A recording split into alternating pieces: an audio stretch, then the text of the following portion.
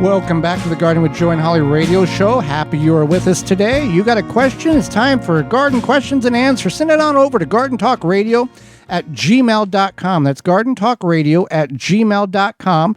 Or you can give us a call, toll free, coast to coast, 1-800-927-SHOW. That's 1-800-927-7469. If we can't get to you, leave a message. We will call you back. Had a number of questions come in this week. We'll see what we can get through to the top of the hour. First question, is there an advantage to growing in grow bags versus the ground or raised beds? I mean, I guess it depends on Purpose? how much space you have. If I had a little patio garden, I would do like little bags, probably Root maker grow bags. Yeah, root maker grow bags, because you can move them around. If I was in a living situation where I wanted to move them around, but if you have a permanent living situation where you could do raised beds. Some people, the also advantage for the grow bags is if one plant, let's say you got 3 or 4 pepper plants, and one plant gets infestated with a insect or disease, you can physically move that plant away from the other ones until you diagnose it or figure it out or cure it.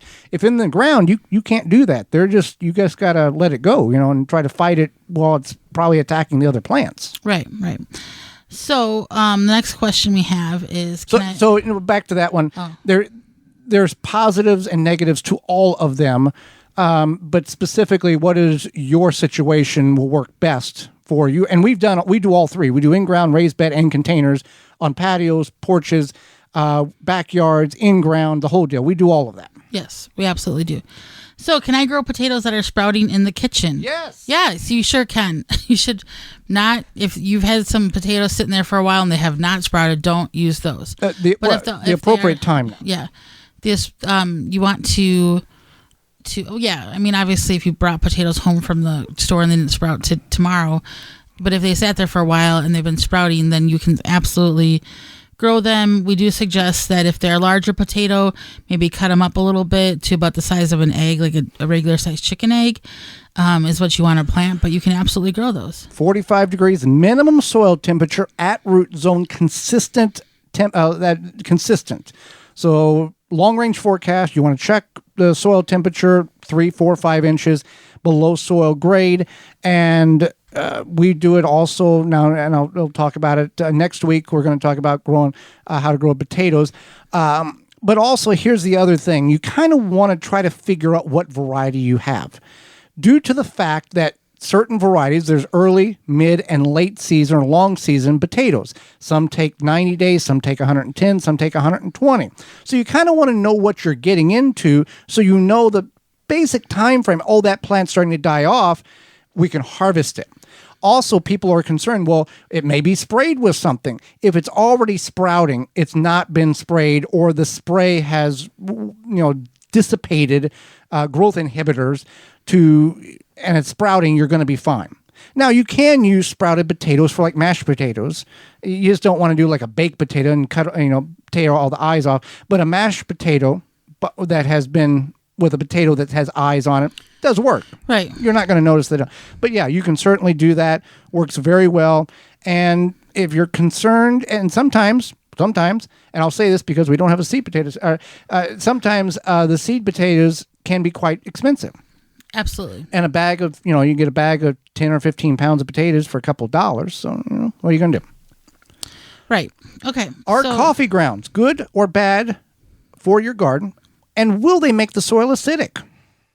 Coffee grounds are great for your soil. You would have to add a ton of coffee grounds to get it to raise the acidity of your soil. And most of it's brewed out in the process. So it's like you have a very little chance of getting too acidic on top of a smaller chance. Right. But the soil has what is called a buffering capacity that it would counteract, or it wouldn't diminish or adjust the pH because of that soil nature keeps it from doing that. Coffee grounds have about 2% nitrogen by volume, 0.5% potassium, 0.5% phosphate, and you want to mix them in because if you just broadcast them on top, that nitrogen can most likely and does evaporate and you lose that. Now, you still have the organic matter. If you have a worm bin, they like that. You can mix it in your worm bin and your containers. How much is the right amount of coffee grounds to put in your garden? It just varies. But what we have done in the past is a 5-gallon bucket in 40 to 60 square feet. And how do you obtain that kind of quantity of coffee grounds? Is you go to your coffee shop. Now, there's big chains that will have bagged used coffee grounds. I don't know if they even do that anymore. I've seen it. They still do. But your local independent coffee shop is the one you want to make a phone call to. And they will most likely say, bring a bucket in. When it's full, we'll come back in a day or two and it's ready to go. They're going to include the coffee filters as well, which is totally fine to incorporate into your garden. But you can also mix this into your compost bin. It's a good way because otherwise these coffee grounds go right in the dumpster. Some smaller local coffee places do try to compost them themselves, or they'll give them to community gardens. Like they try to responsibly get rid of them. But there's a certain level of it's too difficult, dumpster it goes. Right. Oh, absolutely. Absolutely. Especially, I feel like these days. But yeah. So my next question is best place to get soil for my containers and raised beds. Well, you would want to contact your local independent garden center. I would start there. A lot of them will sell you bulk soil. You can get prices. You can load it up in your car in buckets and bags. We've done that.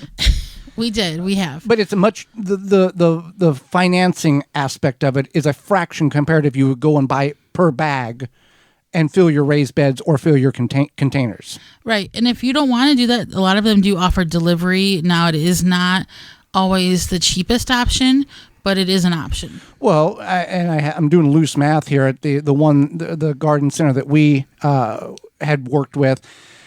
2 bags of the name brand potting or the compost potting soil was like $22 a piece, and we got almost a half a yard of raised bed mix for $40. There's a lot there. If you're in the in the Milwaukee area, we would recommend you checking out Blue Ribbon Organics. Great source of locally made compost and raised bed mix, which we are using in our raised beds and have for a number of years. Well, with that being said, Holly, we are out of time, and we thank you for yours. What did you learn today, Holly? Today I learned that, all these people, it's like an old wives' tale. The warmer the winter, the more bugs we're going to have. And I knew that wasn't necessarily the case, but I learned more in depth that is not always the case. I learned that Joe Karsten, our guest, that there are over 60 countries now using the straw bale method that he invented growing up on his dairy and grain farm as a child. Very unique, cool genre of gardening. Is that like a very like a farmer bro show? Yeah, sure. Yeah, we'll do that. What we learned today is sponsored by Honey Bee Healthy. Whether you're a gardener, a bee hobbyist, or a professional beekeeper, Honey Bee Healthy Inc. has the products to help you maintain a healthy hive and thriving garden.